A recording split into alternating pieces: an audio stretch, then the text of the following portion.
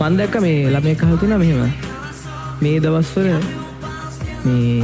දවස්වල සෑහෙන්න ඒක නැත්ත හැබැයි මේ දවස්වල මේ විභාගයට කිට්ටු වෙච්ච කාලෙට ඇයි වැඩිපුරම අර කට්ටියගේ affairs නැති වෙන්නේ කියලා.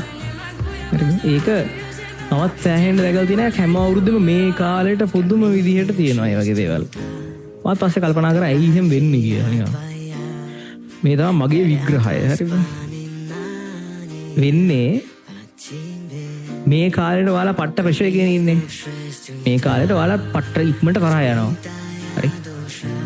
පට්ට ඉක්මනට තරහ යනවා නිකන් අමුතුයිනේ. ඒ කියන්නේ අම්මලා තාත්තලා වචනයක් කිව්වොත් තරහ යනවනේ මේ කාලේ පොඩ ස්ට්‍රෙස් එක වැඩි හින්දා. එතකොට වෙන්නේ අර දැන් මිනිස්සු දෙන්නෙක් ඉන්නවා නම් ඔයාගේ ස්ට්‍රෙස් එක අනිත් මිනිස්සුන්ට තමයි යන්නේ. අනිත් මිනිස්සු පිටින් යන්නේ.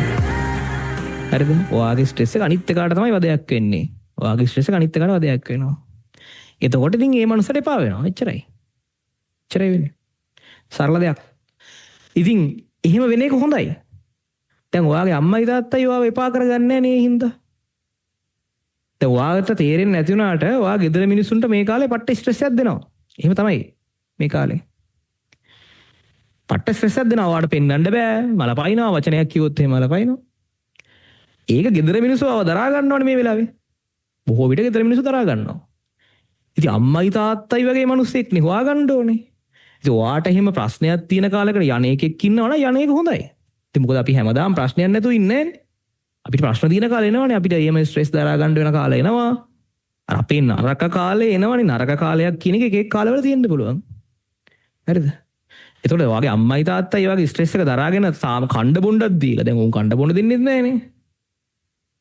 කණ්ඩ බොණ්ඩක් දීලා අම්මයි තාත්තයි ඔයාට වියදම් කරන ගමනුත් ඔය කතා ටික අහගෙන ඔයාගේ ස්ට්‍රෙස් එක ගන්නවා නම් දරා ගන්නවා නම් අඩුම නැගින් දරා ගන්නවා කියන්නේ ඒ දෙරින් එළියට දාන්න නැතුව ඉන්නවා කියන්නේ. නම් ඉතින් අර වගේ මිනිස්සු යන්නේකම තමයි හොඳයි ඉතින් ඇත්තටම. මොකද කොහොමත් හොඳ කාලේ තියන්නේ නැහැ හැමෝටම හැමදාම. නරක කාලේ එනවා. හරිද? ඒ නිසා එහෙම යන්න මිනිස්සුන්ට යන්න දෙන්න ඒක හොඳයි. ඔයාට හොඳක් තමයි වෙන්නේ අවසාන වශයෙන්. අවසාන වශයෙන් හොඳක් වෙන්නේ නැත්තම් ඔයාගේ ආයි තීරණාත්මක කාලයකදී ඔයාට ඊට වඩා ඩබල් ෂොට් එකක් තමයි හම්බෙන්නේ. මේ වෙලාවේ හොම්බෙච්ච එක හොඳයි. ඒක තමයි ඇත්තටම කියන්නේ ඇත්තටම වෙන්නේ ඒක තමයි.